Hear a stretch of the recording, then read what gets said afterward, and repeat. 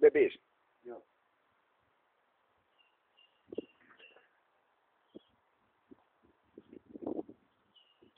Äijä aika löysis vittu. Vittu kohtaa. Tuu sisään sieltä. Mä oon vähän vettä. Ota vettä vaan.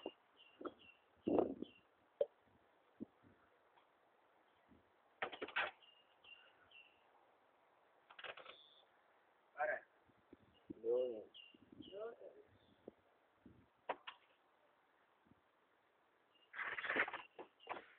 Tuu Bebis sisään nyt. Joo, mä tuun tohon johonkin penkille istuun. Tuu hyvä. Oho. Tossa sit jossain lähellä kato. Jos sun tulee paha olo, niin menet sit noin.